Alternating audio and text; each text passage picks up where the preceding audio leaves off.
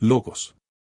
Es mi convicción que Guatemala puede devenir uno de los países más ricos del mundo, y la mayoría de sus hijos puede escapar de ese estado de pobreza que parece ser su único estado posible.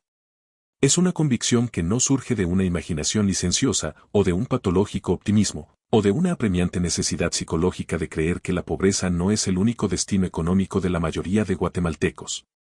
Es una convicción que surge de sucesos que la historia económica del mundo se complace en mostrar con irresistible evidencia. Precisamente esa historia muestra que uno de los países más pobres del mundo puede convertirse en uno de los países más ricos.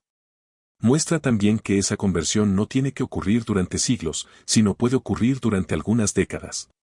Un ejemplo es el estado de Singapur. El territorio de Singapur está constituido por multitud de islas que suman una extensión total de 700 kilómetros cuadrados. Está situado en la península de Malasia, entre Malasia misma hacia el norte e Indonesia hacia el sur.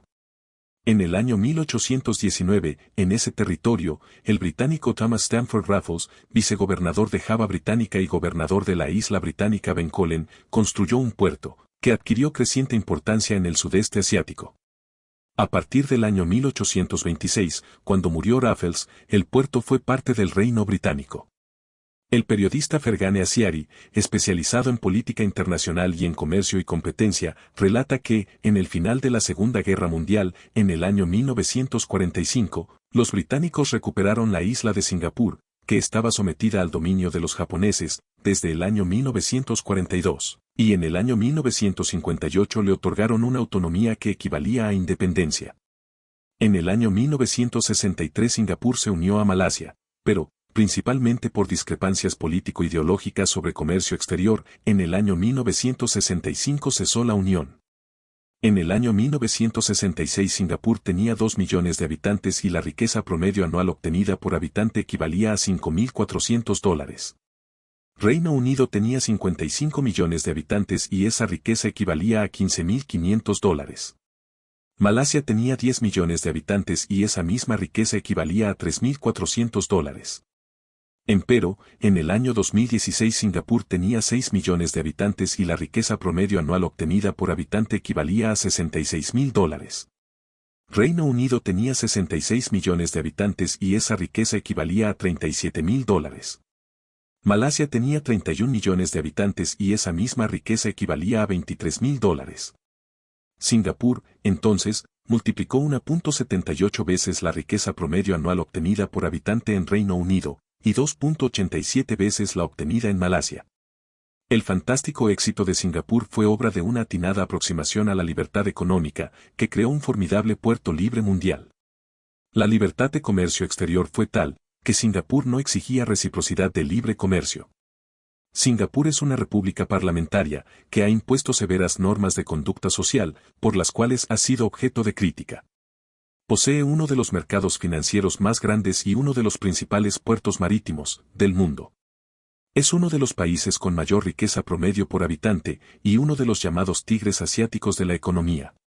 Los otros son Hong Kong, Corea del Sur y Taiwán. Las principales actividades económicas de Singapur son la electrónica, la industria petroquímica, el comercio, las finanzas, la ingeniería mecánica y, principalmente, los servicios. Los servicios aportan casi 70% del valor total de la producción anual y emplean a casi 84% de la población económicamente activa. Es uno de los países con menor criminalidad en el mundo, luego de haber sido, antes de la década del año 1960, uno de los países con mayor criminalidad. La pena de muerte ha sido el recurso principal para reducir la criminalidad. Singapur brinda un ejemplo impresionante del poder disuasivo que tiene la pena de muerte si hay certeza de que será impuesta. Singapur demuestra que, para prosperar, no es necesario tener un territorio 155 veces mayor, pero Guatemala lo tiene.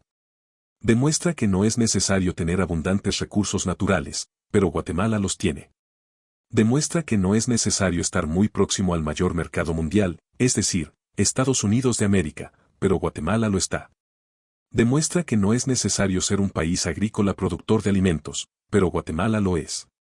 Puede argumentarse que Singapur tiene una ventajosa posición geográfica en el sudeste asiático, pero Guatemala tiene su propia posición ventajosa en el continente americano. Es, por ejemplo, un país próximo al mercado más grande del mundo, tiene costa en el Océano Pacífico y en el Atlántico, y puede ser una vía de transporte de bienes entre ambos océanos, con autopista, ferrocarril, oleoducto y gasoducto. Nuestra Guatemala no es víctima de algún destino aciago que ha condenado a una importante proporción de guatemaltecos a la deficiente alimentación, la enfermedad, la mortalidad por enfermedad, la improductividad económica, el simulacro de vivienda y la dificultosa longevidad. Nuestra Guatemala es víctima de la represión de la libertad económica, ejercida por políticos corruptos, ineptos, estúpidos, ignorantes e irresponsables. Es represión que paraliza y hasta aniquila la enorme potencia creadora que el guatemalteco puede emplear para beneficiarse a él mismo y a su prójimo mediante la producción y el intercambio de bienes y servicios. Nuestra Guatemala puede ser tan próspera como Singapur. Un comienzo general es tener una mentalidad propicia para reducir el poder que el Estado le otorga a los gobernantes hasta que solamente sea el poder de garantizar derechos, el primero de los cuales debe ser el derecho a la máxima e igual libertad de los ciudadanos, con la condición necesaria de que la libertad de cada uno sea compatible con la máxima e igual libertad de todos. Con ese comienzo, en el horizonte surgirían resplandores de novedosas auroras de prosperidad. Un comienzo particular es abolir para siempre, como si fueran maldiciones destinadas a sepultar, ya no el progreso de la sociedad, sino la esperanza de progreso, estas creencias. Primera.